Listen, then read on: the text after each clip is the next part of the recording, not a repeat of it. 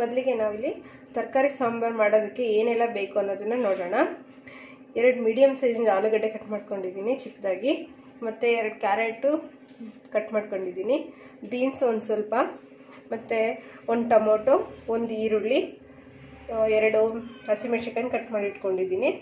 ಇಲ್ಲಿ ಕೊತ್ತಂಬರಿ ಸೊಪ್ಪು, ಕಸೂರಿ ಮೇಥಿ, ಇಲ್ಲಿ ಒಗ್ಗರಣೆಗೆ 1 ಸ್ಪೂನ್ ಸಾಸಿವೆ, ಜೀರಿಗೆ, ಮತ್ತು 2 ಒಣಮೆಣಸಿನ್ಕಾಯಿ, 2 ಹೆಸರು ಕರಿಬೇವು ಇಟ್ಕೊಂಡಿದ್ದೀನಿ. ಇದು ಇಲ್ಲಿ ರುಬ್ಬೋದಕ್ಕೆ 1 ಮೀಡಿಯಮ್ ಸೈಜಿಂದು ಈರುಳ್ಳಿ ಕಟ್ ಮಾಡಿ ಇಟ್ಕೊಂಡಿದ್ದೀನಿ, 1 ಮೀಡಿಯಮ್ ಸೈಜಿಂದು ಟೊಮೊಟೊ, ಒಂದು ಸ್ವಲ್ಪ ತೆಂಗಿನಕಾಯಿ ತುರಿ, ಮತ್ತು 1 ಬೆಳ್ಳುಳ್ಳಿನ ಸುಲಿದು ಇಟ್ಕೊಂಡಿದ್ದೀನಿ, ಚಕ್ಕೆ, ಲವಂಗ, ಒಂದು ಅರ್ಧ ಟೀ ಸ್ಪೂನು ಖಾರದ ಪುಡಿ, ಒಂದು ಅರ್ಧ ಟೀ ಸ್ಪೂನು ಧನಿಯಾ ಪುಡಿ, ಮತ್ತು 1 ಇಂಚ್ ಶುಂಠಿ, ಇದು 1.5 ಸ್ಪೂನ್ ಸಾಂಬಾರು ಪುಡಿ ತೊಗೊಂಡಿದ್ದೀನಿ. ಮತ್ತು ಇಲ್ಲಿ ಈ ಬೌಲಲ್ಲಿ 1 ಬೌಲು ತೊಗರಿಬೇಳೆನ ನೆನೆಸಿಟ್ಕೊಂಡಿದ್ದೀನಿ.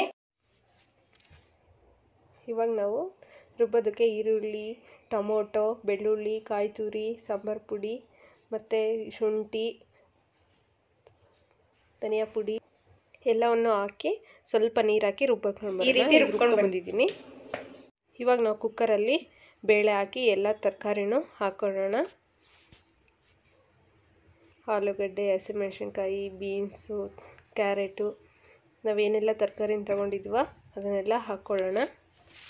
ಕೊತ್ತಂಬರಿ ಸೊಪ್ಪು, ಕಸೂರಿ ಮೇಥಿ,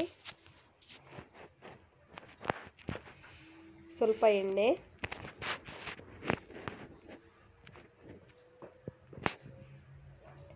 ಒಂದು ಗ್ಲಾಸ್ ನೀರು,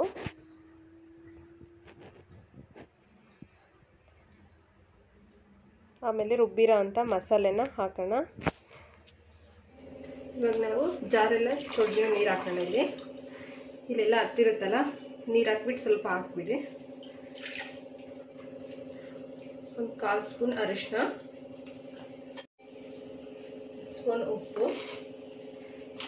ಇವಾಗ ಇದು ಕ್ಲೋಸ್ ಮಾಡೋಣ. ಕ್ಲೋಸ್ ಮಾಡಿ ಮೀಡಿಯಂ ಫ್ಲೇಮಲ್ಲಿ 2 ಇಲ್ಲ 3 ವಿಷಲ್ ಬಂದರೆ ಸಾಕು. ಈ ತರಕಾರಿ ಸಾಂಬಾರನ್ನ ನೀವು ಚಪಾತಿ, ಇಡ್ಲಿ, ದೋಸೆ, ಅನ್ನಕ್ಕೂ ತಿನ್ಬೋದು, ಸೂಪರಾಗಿರುತ್ತೆ. ನೋಡಿದ್ರಲ್ಲ ಫ್ರೆಂಡ್ಸ್, ತರಕಾರಿ ಸಾಂಬಾರು ಯಾವ ರೀತಿ ಮಾಡೋದು ಅಂತ. ನಿಮಗೂ ಇಷ್ಟ ಆದರೆ ನೀವು ಮನೇಲೊಮ್ಮೆ ಮಾಡಿ ನೋಡಿ. ಇಷ್ಟ ಆದರೆ ಲೈಕ್ ಮಾಡಿ, ಶೇರ್ ಮಾಡಿ, ಸಬ್ಸ್ಕ್ರೈಬ್ ಮಾಡಿ. Thank you for watching.